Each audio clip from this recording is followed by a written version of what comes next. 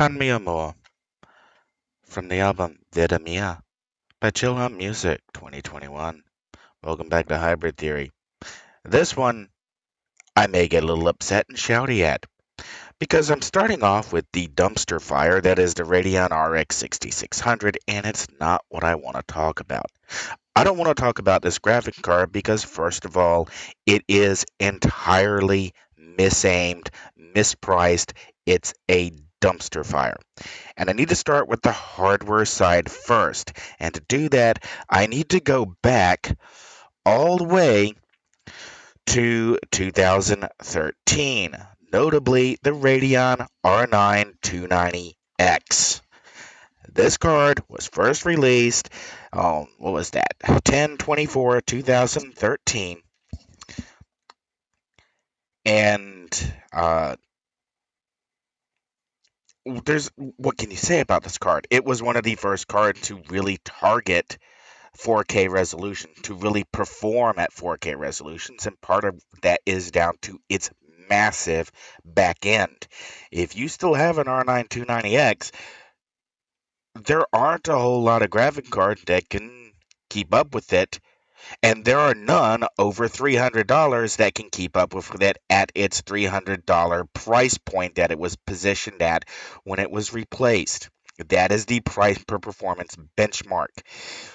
The Radeon 6600 starting at $329 is, first of all, if you are buying a graphic card for $329, you got to hammer, not just maybe win a couple benchmarks. You've got to hammer the last graphic card that was sold at that price point. You've got to obliterate it on every single benchmark. You've got to obliterate it on every single aspect. And most importantly, you've got to obliterate it on sales availability. Anyone could buy the R9 290X because it was available in volume. You could get hands on one. It was one of the last quote unquote hypercards that was realistically purchasable until supply dried up and we move off of the R939 or the R9 series and into Vega, and then good luck getting your. Okay, if you want to spend $800 to $1,000, yes, you can get one. If you want to spend $300, which is the price point that most consumers are being targeted for a good graphic card, you're just SOL. All right, like I said, I didn't want to start here because the RX 6600 is a dumpster fire. If it was $100 cheaper, maybe. If it had no HDMI ports and just had USB Type-C ports, maybe. But it doesn't. And that makes this an incredibly hard sell at its price point, even if you could find one, even if there was channel volume, and there's not. There's zero channel volume. As far as I can tell, there are no shipments going anywhere. This is a paper launch product. No stock whatsoever. And I know we've heard stories about AMD was stocking up. I have no idea where they were stocking up or who they were stocking up with, because I have no evidence to show that AMD board partners were stocking anything up. As I said, this one's probably going to be shouty because I don't want to talk about the dumpster fire. Then I want to talk about the big news that really broke this morning. And in order to start talking about that news, I have to start talking about someone who does use AMD hardware. And they did something really, really smart a little while ago. And that was Microsoft and the Xbox All Access program. If you bought an Xbox One on the Games Pass Ultimate with All Access, you could upgrade to an Xbox Series X or Series S when a new console became available. In fact, you were pretty much placed on a priority queue to get your new Xbox as you were a loyal customer. This was a great way to sell consoles. I mean, first of all, Xbox made subscription gaming. For those of us who grew up in the Blockbuster area, who Blockbuster era, who can remember going to Blockbuster and renting Nintendo cartridges, renting Sega cartridges, renting PlayStation CDs, renting Saturn CDs, and taking them home and playing them and then returning them. You know what Netflix used to do until they whatever they're doing now, political propaganda, really. Uh, Going back to that era, lots of Microsoft had figured out successfully how to make the subscription rental service a practical reality, not just in terms of distribution, but also profitable for the developers involved. You get enough players who are all subscribing at a low monthly cost. You have a massive pool of money, and okay, you may not be as profitable. You might only have like a 5% or 6% profit margin instead of a 35 to 45% profit margin, but you're still making money. You're still paying the bills. You're still able to develop the next game. You're you're still surviving and you can continue making games, and Microsoft has done a wonderful job backing independent games, the kind that you'd only rent from Blockbuster on PlayStation because you would never buy them in a store, but you would rent them to see what they were like or to play them. And there's been a number of games on the Xbox Game Pass that I probably never would have tried, and some of them I one of them Unsighted, uh, great game to start with. If I had played the demo, I'd have been like, yeah, give me more of this. And then it pulls the rug out from under you as soon as you clear the prologue, and it goes from being a very fun game to a morbid mood killer. It goes from being an entertaining sci-fi romp to, if I had paid for that, I'd have returned it. That's how bad the rug pull is. And I don't want if you have Xbox Game Pass, play it. I mean, it's great to play for those first little while, but then when the rug pulled out, you'll understand why it's terrible and why there needed to be a different way to handle it. But you can all, if that's the kind of game that had been tried to been on a normal, you must buy the full game first, and if someone pulled something like that, you'd have a horde of upset gamers. But because it's on Xbox Game Pass, I tried it, I liked it. The developer probably gets some money because it was downloaded. I did play it, and maybe I didn't complete it, maybe I didn't get achievement. I don't know how that actually works on the back end for the payout, but I at least experienced the game. And if the developers can take the time to change how that rug pulling system worked, and I can come up. I'll probably have to do a separate stream on that because that's a fantastic topic for game design. Uh, and there's another one that I have to highlight that because it was on Game Pass, the Medium. It's an astounding story walkthrough. Bloober did a great job with atmosphere, with music, with cinematic timing. There's not really much of a game there, but for a walking simulator, just wow. And that's a big point to make is the subscription service where Microsoft they don't just let you subscribe to the gaming experience. You subscribe to the hardware. Microsoft will happily sell you the hardware to play their subscription service as part of the subscription service. And that's just is genius. And when the next Xbox comes along, if there's an Xbox Series X 8K or Xbox Series X Pro or Xbox Series X XT, no, I couldn't resist that. Then, probably as an Xbox All Access subscriber myself, I would have the likely option to go ahead and upgrade to that next generation Xbox, whatever console comes next. And hey, I'm fine with that. That's a great thing. And then somebody else got the same idea, or they took the same idea and they took their same spin on it. And that's the Steam Deck. The Steam Deck is an AMD powered handheld computer that's running a Linux operating system.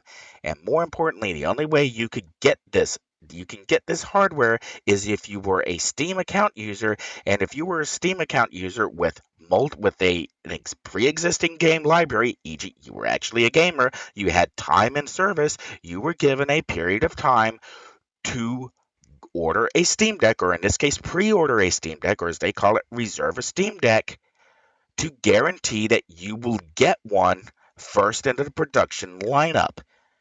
And this is a big thing because, and I've gone over this before and I'm going to go over it very quickly again, the Steam user base is huge. It's in the millions of players. And I went over the number before. If we assume 10% of 120 million people all pre-reserved a Steam Deck and all are going to be buying one, all follow through with the purchase, that's 12 million Steam Decks in one shot. If we assume 20% of 180 million bought or pre-reserved and follow through, 20% of 180 million, 18 million times 2. That's 36 million Steam Decks sold at once in bulk. That's a huge number of units. That is almost a complete inversion of every one of all these stats. And this is something where I now have the Steam hardware and software survey results up on the right hand side of the window. And I've been over this before, and I'll say it again, and we'll say it again here. These stats are useless. The Steam hardware and software survey only pops up randomly. There is not a guaranteed time on any day of the month or any month when a user will be surveyed. More importantly, a user has to opt into the survey. So not only do they have to see the survey, not just click through it and not go, oh, that was just a pop-up window I got rid of. They actually have to go through and allow Valve to publish their personal private information to be included in the survey. And again, to use my own self, I have had a literal 1 in 24 times on a Linux system where I saw the Steam survey versus the 24 times I've seen it on Windows. That's called oversampling, and that's not represented in the Steam hardware and software survey. Valve, however, because they get that information every time they update a game, every time you download a Proton system, every time you download a Proton package, every time you start Steam, Valve actually has the real numbers of where Steam is installed, what platforms it's installed on, what drivers it's running against, and that's why, again, Valve is not lying when they say that the 4-core 8 RDNA 2 graphic processor in the Steam Deck will be an upgrade for the vast majority of Steam users. Valve's not lying. Keep that in mind. Even if you are a site that you glom over the Steam's the uh, numbers here and you go, oh, this is the definitive. No, it's not. It's at best skewed. At best, it's skewed in favor of a specific hardware and software set. It is not a realistic extrapolation or example of the actual player base that Valve has. Valve has the actual numbers, and Valve can compare the differences. I keep stressing this. Valve is not lying when they say that the 4-core 8 GPU, 8-core GPU in the Steam Deck is going to be an upgrade. It is actually a 1080p, as we know from the benchmarks, graphics processor. It actually is a 1080p graphic processor versus dumpster fire. Usable computer, dumpster fire. Do we have that clear now?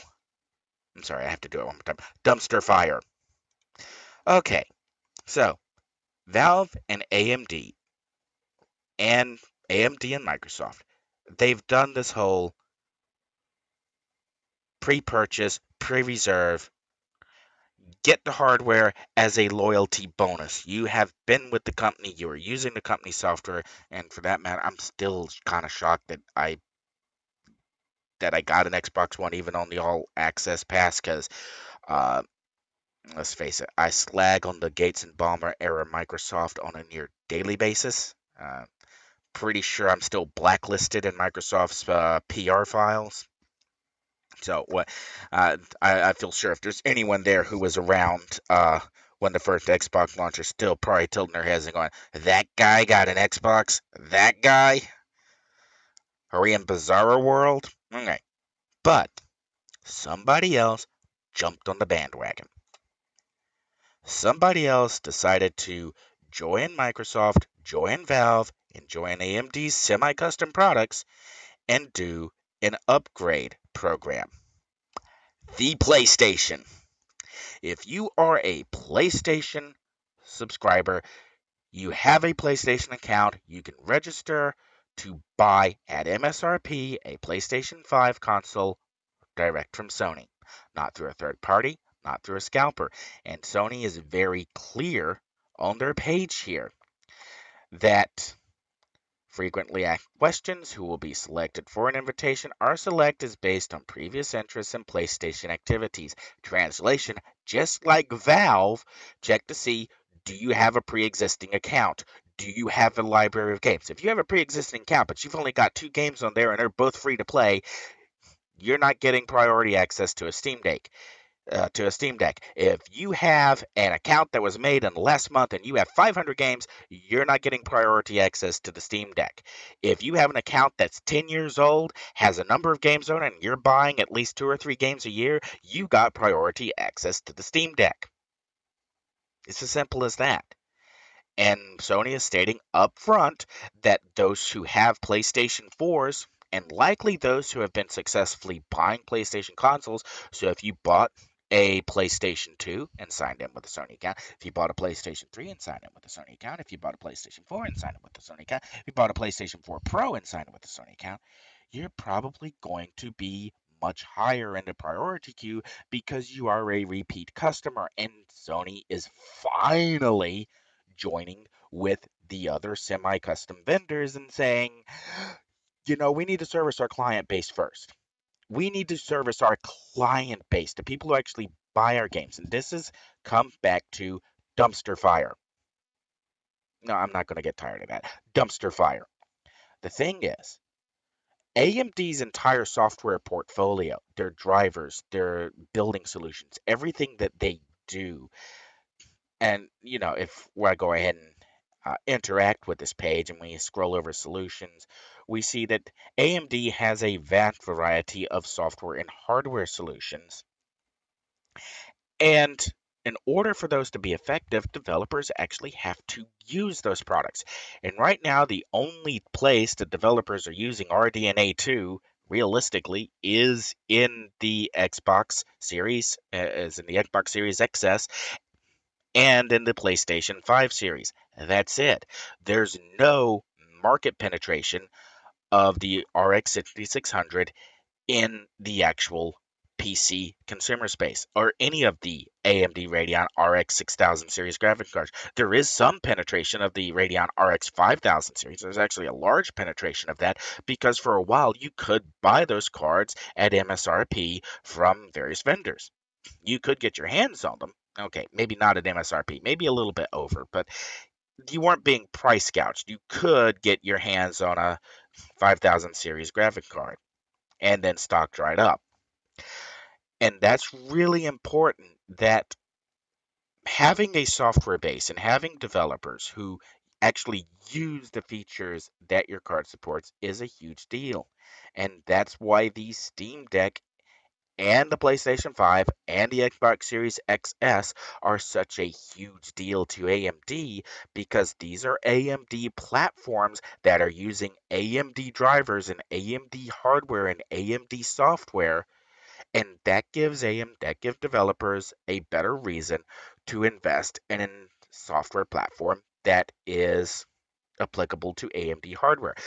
Now, AMD does a little bit better than that because they do have an open source strategy. The driver is open source. There are actually a couple of open source drivers for various Radeon devices that give developers a wider range of how does the hardware work, how can we optimize it, and that's a very big deal. Now, coming where we're actually going with this, there is another player out there who has a very strong presence in open source software development. And you might already have an idea of what the next page is going to be. And, okay, I keep forgetting that it's now an actual site. Again, do you already know what's coming? Well, it should be because it's kind of in the title.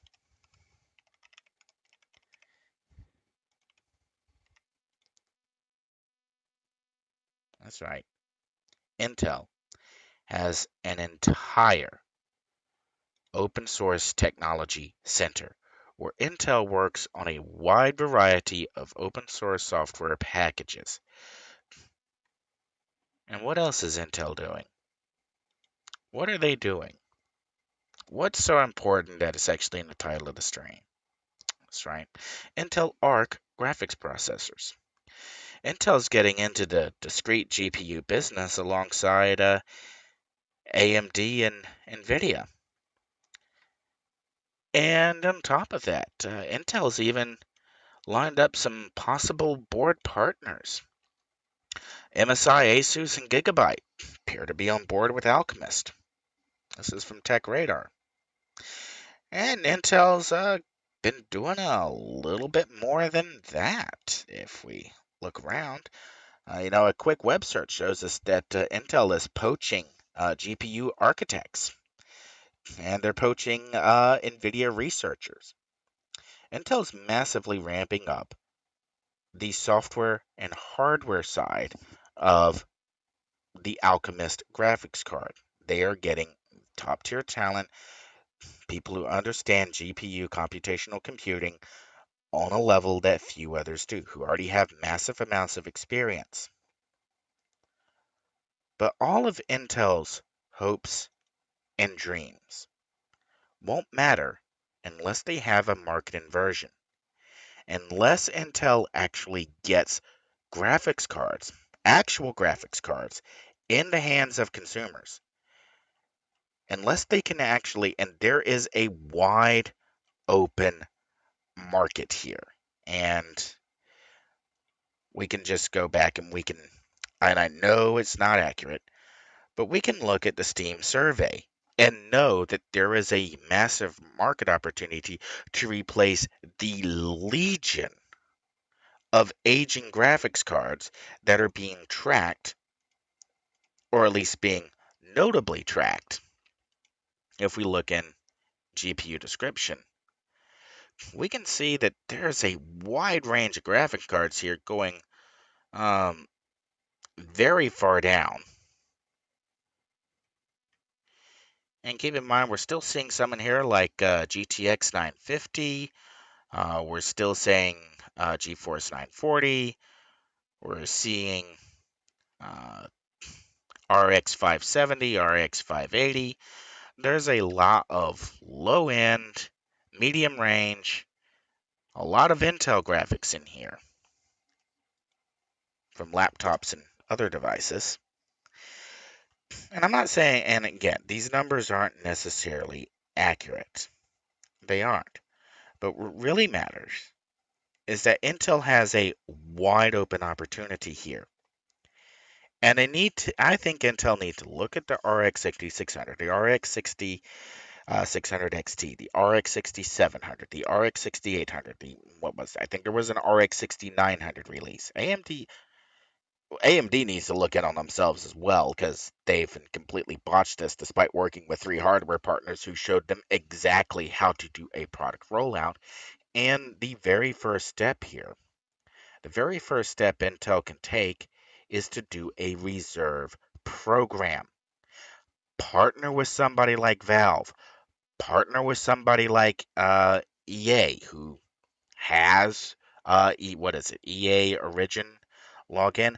Partner with Ubisoft, who has Ubisoft Connect, and and a big factor here is contractual obligations, and this is a big thing with the Xbox upgrade and the PlayStation 5 upgrade, and that there are contractual obligations where releasing products to manufacturing doesn't necessarily remove the upstream vendor from the equation. When AMD releases graphic chips to their board partners, what the board partners do after there is an entirely vague area. Board partners are not necessarily contractually obliged to sell graphics cards or components made with AMD chips to retail vendors. Board partners are not necessarily obliged contractually to sell to a third party pre-reserved vendor. There's a good reason that AMD's product page, give me a second while I go grab that link and do the direct buy page. And let's have a look at that. AMD product page. No, I'm not naming it Dumpster Fire again, even though I really want to. And we'll pull that, and here we go.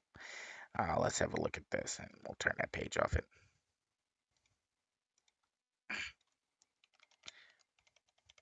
transposing numbers on the fly, such fun. All right, looking at the AMD product page, and I made a big fuss about this on Twitter. There still is no pre-purchase option.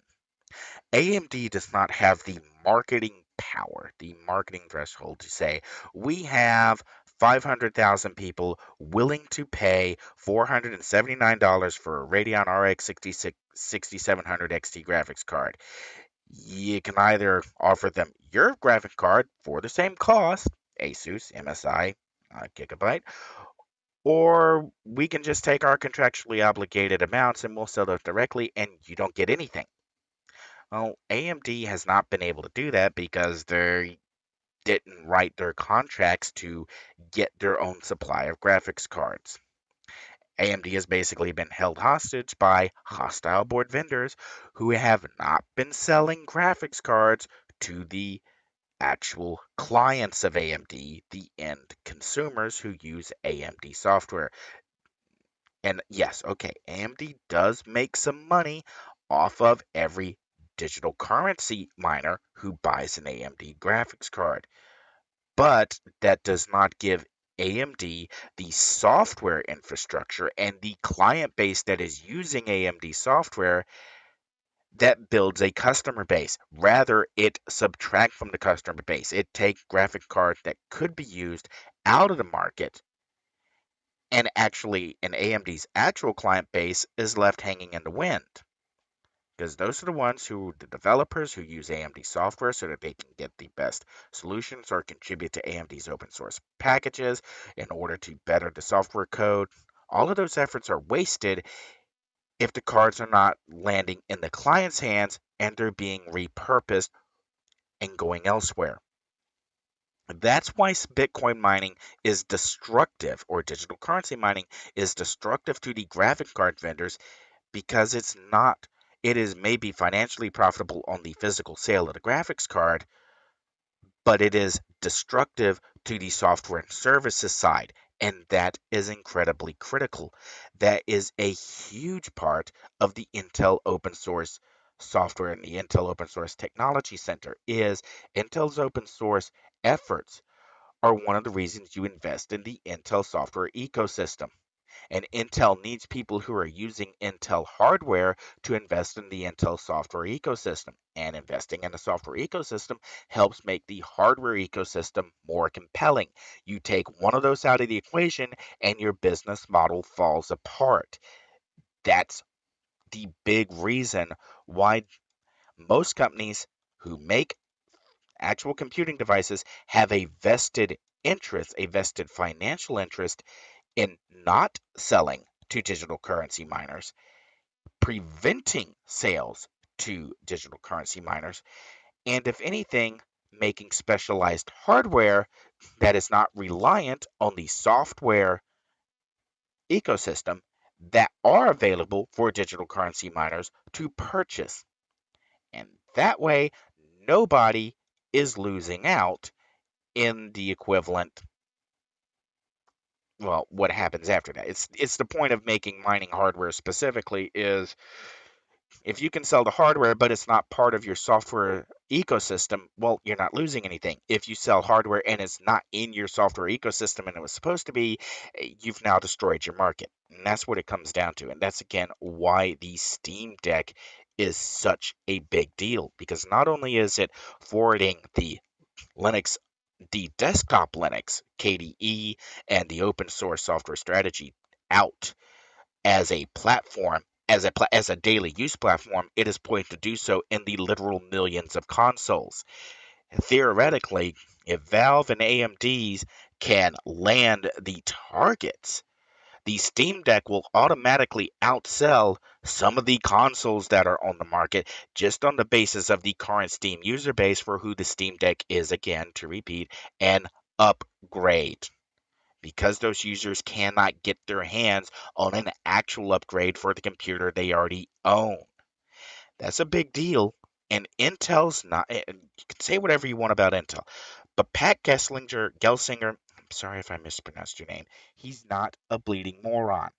He has demonstrated repeatedly that he understands that Intel needs to make massive hardware and software changes. It's not just about having the best hardware, potentially the best hardware. It's about having the hardware that's at a price that consumers want to pay. It's about having hardware that is flexible enough to meet consumer demands. It's about having a software system.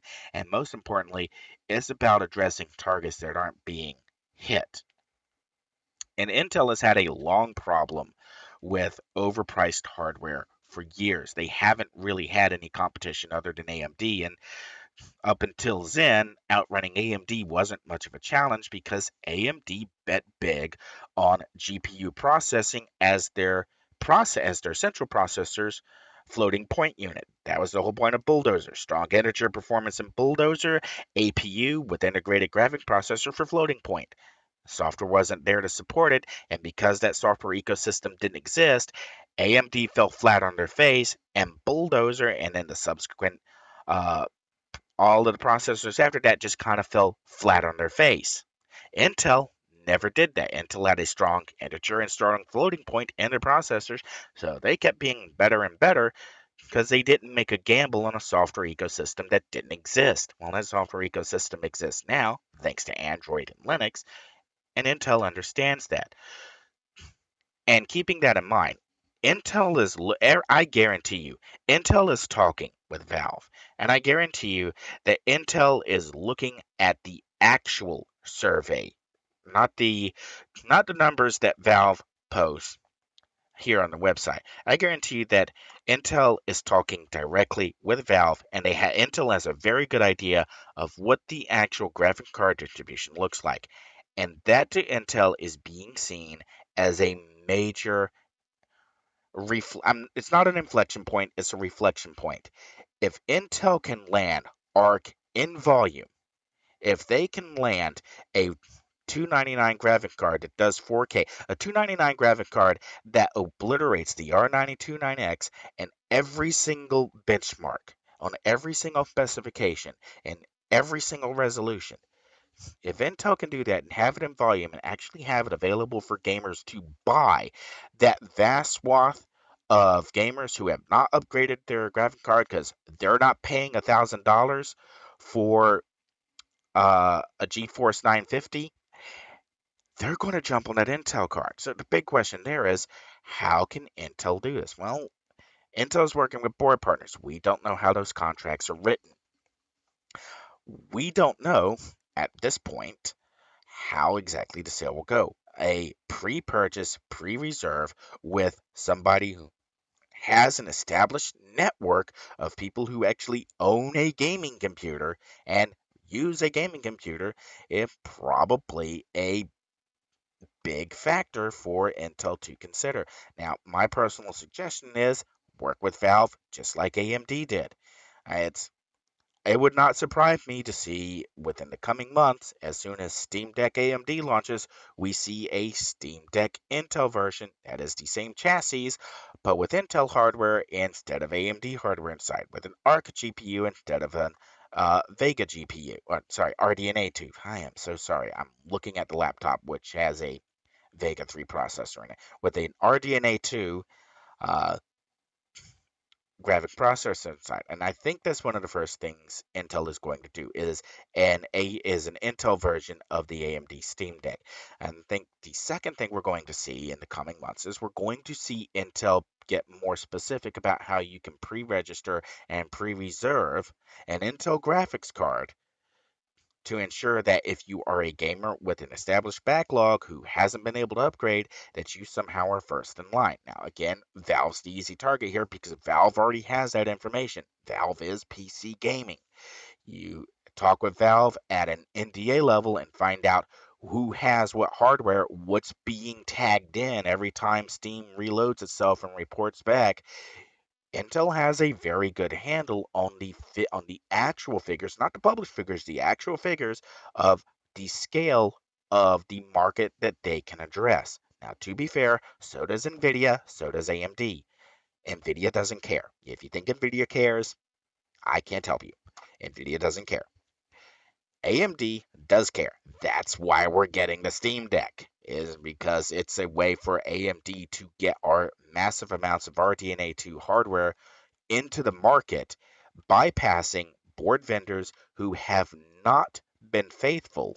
And that's a key point here. They have not been faithful. They have not been living up to the spirit. They have not been living up to the spirit of the contracts. They have not been selling to the intended client. They have been selling to unintended clients, which is destroying AMD's software ecosystem, and that's a big problem. And I realize I'm getting repetitive here, but it's a big problem that can't be ignored. And Intel, from a development standpoint, has a number of the same advantages AMD does. Intel has open source drivers that's going to be very good for developers who are optimizing for Intel's hardware. You don't get open source drivers on NVIDIA hardware. So if you're a developer who's trying to make your product work on best possible the best possible way you can make it work, there's nothing quite like having access and knowing what the driver itself is doing. So Intel equals AMD on that advantage.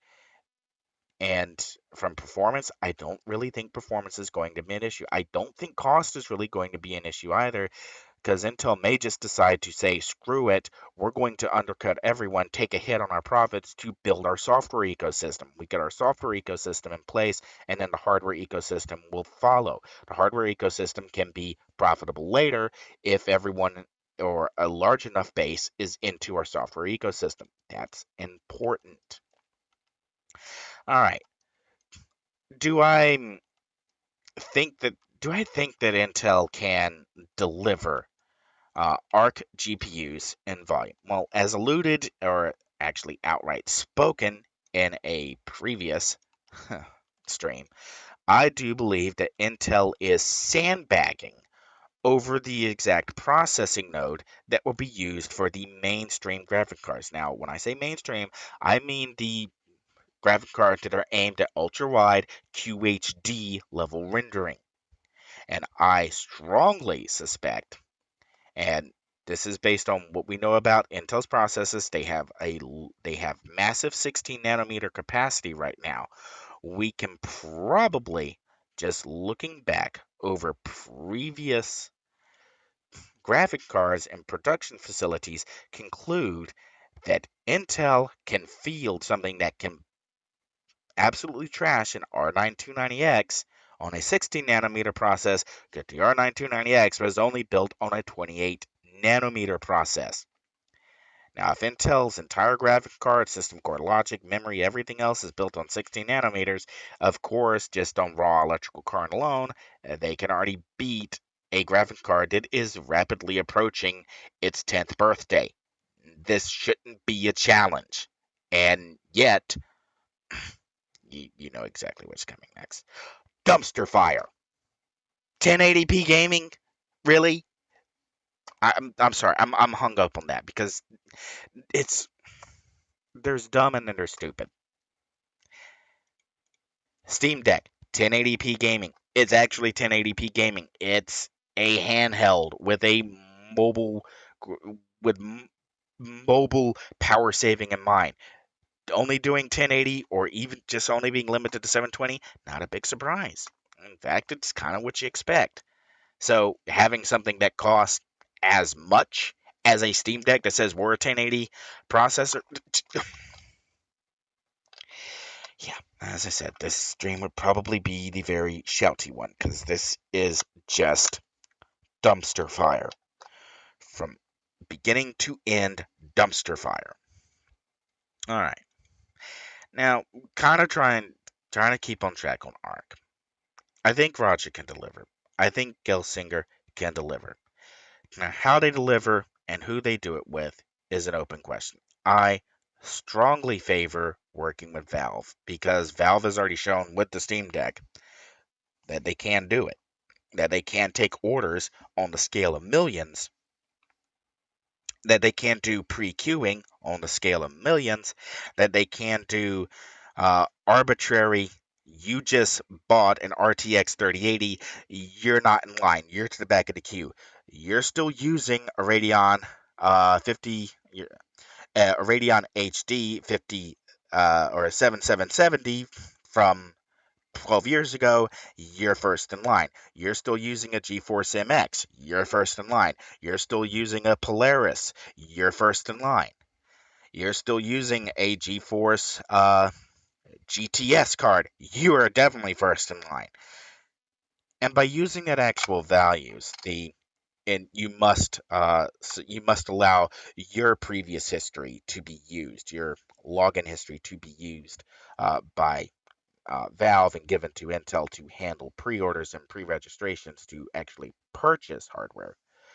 Well, there's a lot of gamers who would go like, "Oh, I can't game the system," and you're seeing a lot of upset people who were abusing EVGA's upgrade program to buy new graphic cards and basically force new GPUs out of the market.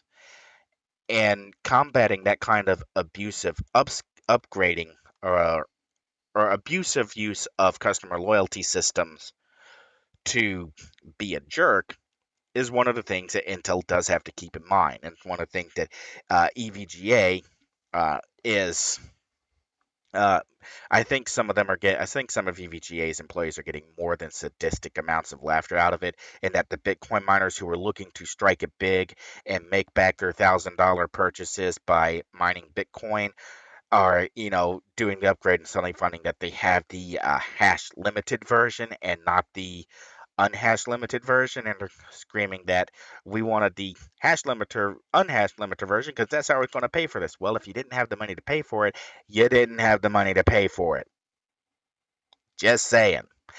But that's the kind of abuse that Valve has kind of already demonstrated they can help work around because there are so many more variables that can be accounted for, and that's something where uh, Sony is being, saying it. Who will be selected to receive an invitation?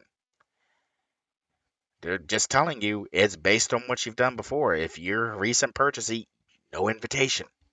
If you just got a PlayStation 4 just to upgrade to a PlayStation 5, no invitation. And it's this kind of backlash against the abusers, the people who got into gaming to make a quick buck or buying graphic cards to make a quick buck on digital currency mining. These are big problems that individually various vendors are having to solve for themselves. I honestly don't know how AMD is going to dig out of the hole they currently have with the dumpster fire. I mean, I really don't. I do not know how AMD is going to get their board partners under control. I hope that Intel's board partners, which again are specifically listed as MSI, Asus, and Gigabyte, I hope that Intel has written the contracts in such a way that MSI, Asus, and Gigabyte must sell to the intended user, must sell into the software ecosystem, and not just skip the software ecosystem outright. I honestly don't know if that's what's going to happen, but it'll be interesting to watch. So this is I'm Aurian Archive, and this has been finally, after I don't know how long I've been saying this, my stream on what I think Intel needs to do various in order to make the Intel Arc graphics processors a success. I know I didn't go into the supply chain and the actual price per performance and actual price categories because I think some of that is self-evident from the previous streams. 329 for a 1080p graphic card, no. 150 for a 1080p graphic card, yes. 299 for an ultra wide QHD graphics card at 144 hertz refresh rate, yes. $299 for a graphics for a ultra wide QHD graphics card with 144 hertz refresh rate that has no HDMI ports, just has USB Type C ports and can act as a USB Type C hub if you're not using a port for display. Oh, hells yes. Is Intel going to do that? I don't know.